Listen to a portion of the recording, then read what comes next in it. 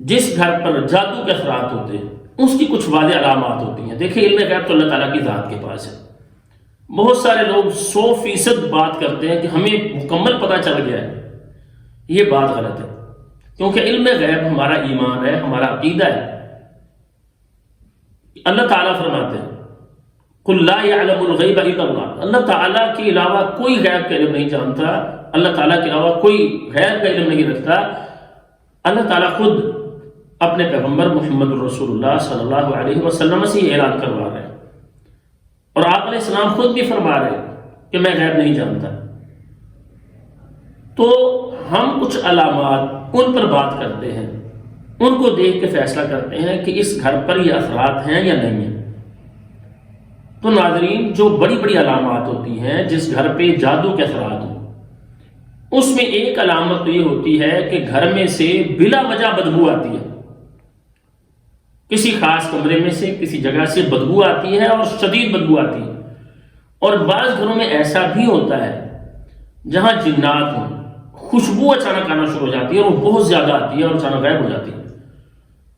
تو یہ بھی ایک بڑی علامت ہے جس گھر کے اندر جادو کے اثرات ہوں.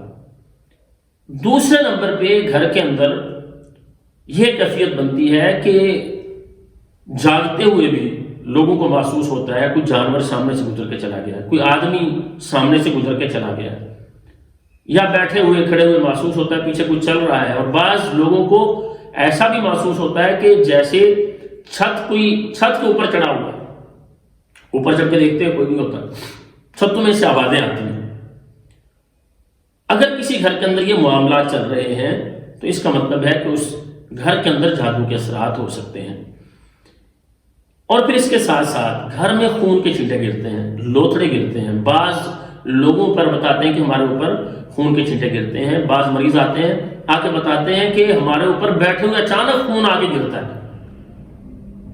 مریض بتاتے ہیں کہ ایسے بیٹھے ہوئے کوئی گوشت کے ٹکڑے پھینکتا ہے جبکہ وہاں پر موجود کوئی شخص نہیں ہوتا. تو خون کے چھینٹوں کا گرنا جسم پر کسی کے، یا پانی کے چھینٹوں کا گرنا گھر کے اندر یا کسی کے جسم پر، یہ بھی جادو کی ایک بہت بڑی علامت ہے. اور اس کے ساتھ ساتھ کپڑوں کا کٹ جانا، جسم پر کٹس لگنا. بہت سے مریض بتاتے ہیں کہ ہمارا بالکل نیا سوٹ ہوتا ہے، ہم نے سلوایا ہی تھا، ابھی ایک بار پہنا تھا تو وہ کلسب ہم نے رکھا ہوا تھا، نکالا پہننے کے لیے تو دیکھا وہ تو پھٹا ہوا ہے. تو یہ کام جنات کر رہے ہوتے ہیں، جو جادو کی وجہ سے مسلط کیے گئے جنات ہوتے ہیں، وہ ایسے کام کر رہے ہوتے ہیں اور گھروں میں ایسے معاملات ہوتے ہیں. بعض مریضوں کے ساتھ یہ ہوتا ہے ان کے جسم پر کٹس لگتے ہیں اور اچانک خون نکلنا شروع ہو جاتا ہے، پتہ ہی نہیں چلتا کس نے آگے مارا ہے.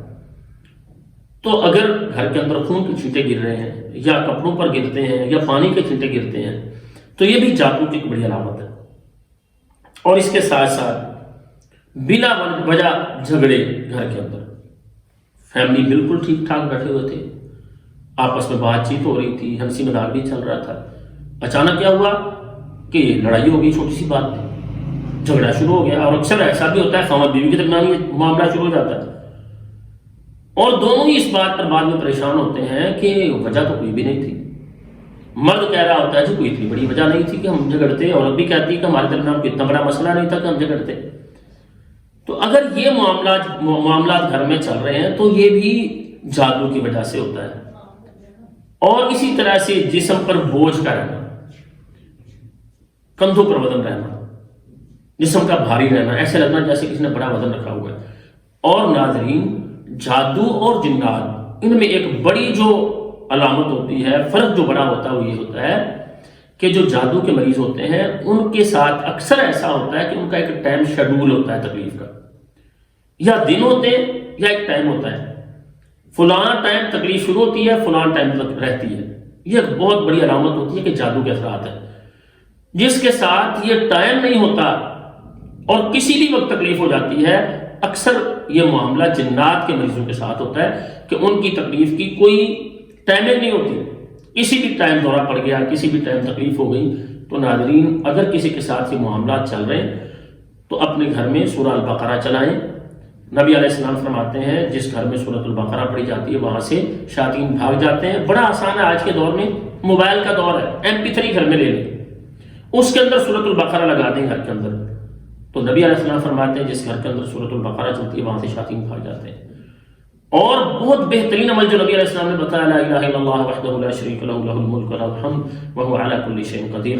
ہر طرح کا جادو اس کے ساتھ ٹوٹ جاتا ہے. صبح و شام گھر کے تمام افراد یہ عمل شروع کر دیں، اور گھر میں آنے کی نکلنے کی دعا، اور اسی طرح سے واش روم جانے اور نکلنے کی دعا، سونے کی دعا، بستر کو جھاڑ کے سونا، سنت کے مطابق اپنے معاملات کو شروع کر دیں.